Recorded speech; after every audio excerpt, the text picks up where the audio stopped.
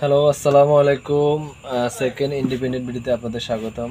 আজকে আমাদের ভিডিওর যে বিষয়টা সেটা হচ্ছে দুর্নীতি প্রতিরোধে। সরকারি যে প্রত্যেকটা অফিসের দুর্নীতি প্রতিরোধে সরকারকে আমরা একটা আইডিয়া দিতে চাই। সেটা হচ্ছে আমি মনে করি প্রত্যেকটা সরকারি কার্যালয়ের সামনে যদি একটা একটা অভিযোগ বক্স থাকে, জনসাধারণ উন্মুক্ত, যেটা প্রত্যেকটা অফিসে ভবনে ঢুকার একদম গেইটে এই অভিযোগ বক্সটা থাকবে, সেখানে সিল মারা থাকবে, মানে তালা মারা থাকবে। সেটা কিভাবে মেনটেন করা হবে বা তার এটা কার্যকলাপ কিভাবে পরিচালনা করা হবে সেটা নিয়ে আসলে আমরা আলোচনা করব। তো সেক্ষেত্রে কী কী পরিবর্তন আসবে সরকারি কর্মকর্তাদের মাঝে, সেটা নিয়ে আমার ছোটো ভাইয়ের কাছে কিছু প্রশ্ন করবো এবং আশা করি সেও আমাদেরকে সেই আইডিয়াটা দিবে কী কী পরিবর্তন আসতে পারে বলে আমরা মনে করি। তো প্রথমে আমি যেটা মনে করি যে প্রত্যেকটা অফিসের সামনে, অফিস বলতে অফিস ভবন, দেখা গেছে উপজেলাতে অনেকগুলা অফিস আছে বা প্রায় 15-16টা। তো সেক্ষেত্রে আমরা একদম উপজেলা গেটের মুখে একটা বড় বক্স দিব, যেখানে অভিযোগ বক্স থাকবে, আহ, যেটা যেটার মনিটরিং করবে একদম সরাসরি ঢাকা থেকে। যেটা আমি যেটা বলবো সেটা হচ্ছে মান্থলি একবার ঢাকা থেকে একটা টিম আসবে। প্রত্যেকটা সরকারি জেলায় বা উপজেলায় একটা টিম এসে এত পরিমাণে যেভাবে আমরা প্রোডাক্টগুলো নিয়ে যাই বা ছিটিয়েগুলো নিয়ে যাই, সেভাবে তারা এই অভিযোগগুলো কালেক্ট করে সোজা ঢাকা নিয়ে যাবে। এখানে বসে তাদের কোনো অপশন নেই।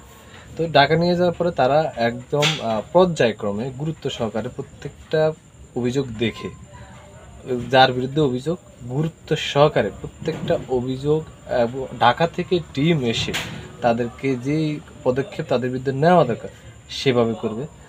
এবং শুধুমাত্র উপজেলা উপজেলা কার্যালয়ের সামনে সেটা বলতেছি না আমি, থানা কার্যালয় হোক, উপজেলা হোক, ইউনিয়ন পরিষদ কার্যালয় হোক, ডাক বিভাগ হোক, মোট কথা যেখানেই একটা সরকারি ভবন থাকবে, যেখানে ভিতরে একটা সরকারি কার্যক্রম থাকবে, সেক্ষেত্রে এটা করলে আমার মনে হতেছে বাংলাদেশের দুর্নীতি অধিকাংশ কমে যাবে। কারণ মানুষ হচ্ছে বর্তমান বাংলাদেশের যে সমস্ত সরকারি কর্মকর্তারা আছে, এদের প্রতি আইন দেওয়া আছে, এদেরকে দেওয়া আছে দুর্নীতি করলে এদের শাস্তি আছে, কিন্তু সে এগুলোর প্রয়োগ হয় না। কারণ প্রয়োগ হয় না, আরেকটা হচ্ছে এদের বিরুদ্ধে কেউ অভিযোগে দেয় না। সাধারণ মানুষ আসলে মূলত তাদের মনে অনেক ক্ষিপ্ত ক্ষোভ নিয়ে থাকে, তারা কিন্তু সরাসরি গিয়ে অভিযোগ দিতে পারে না। তো সেক্ষেত্রে তারা অনেক দরাচর বাইরে থেকে যায়, তারা তাদের এই অপকর্মগুলা অনেক মানে চালিয়ে যেতে থাকে তাদের কর্মজীবন।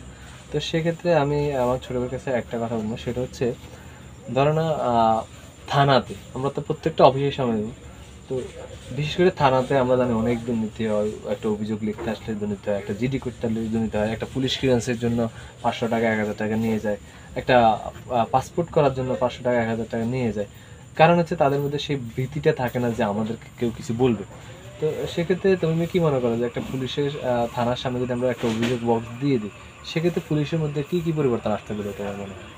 এখানে সবচেয়ে বড় হচ্ছে যে সাধারণ মানুষ তাদের যে দাবি দেওয়া যে অপরাধগুলো তাদের সাথে হয়ে থাকে, তো এগুলা সরাসরি মনের ভাবগুলো প্রকাশ করতে পারবে। এখানে মত প্রকাশ যেটা বলি আমরা, তাদের সেটা তো আমি তোমার বলছি যে হ্যাঁ হ্যাঁ অবশ্যই মত প্রকাশ করার জন্য অভিযোগটা দিবে। তো সেক্ষেত্রে পুলিশের মধ্যে কি চেঞ্জেস আসবে?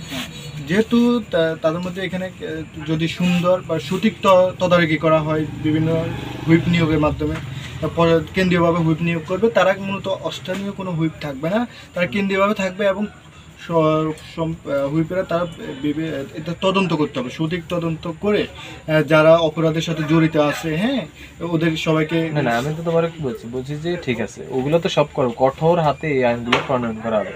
সেক্ষেত্রে একটা পুলিশ সদস্য যখন জানবে যে আমি একটা অন্যায় করার সাথে সাথে আমাকে সাথে সাথে এইটা ওই লোকটা অভিযোগ বক্সে রেখে যাবে, তো সেক্ষেত্রে তার মধ্যে কি চেঞ্জেস আসবে, মানে তার মধ্যে কি কোনো রকম ভীতি ঢুকবে কিনা মনে হয় কিনা? বর্তমানে তো তার মধ্যে কোনো ভীতি নেই।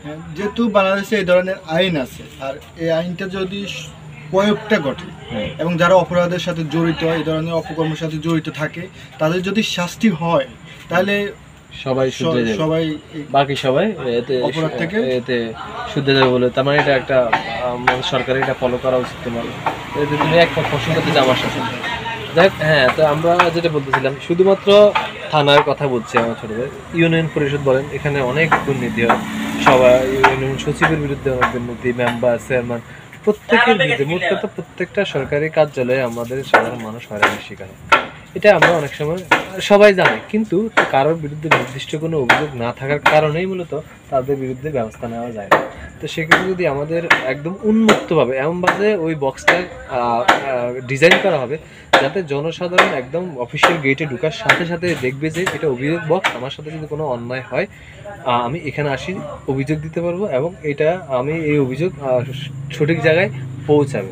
তো আমি যেভাবে বলছিলাম এগুলো ডিল করবে কীভাবে, এগুলো ডিল করবে এখান থেকে সুন্দরভাবে প্রতি মাসে একটা টিম এসে সারা বাংলাদেশ ওয়াইজ টিম থাকবে এবং সরকারি টিম থাকবে। সেই টিমগুলো এগুলো নিয়ে গিয়ে ঢাকায় একটা একটা স্থানে, যেখানে একটা অবশ্যই এটা জন্য আলাদাভাবে একটা গঠন করা হবে।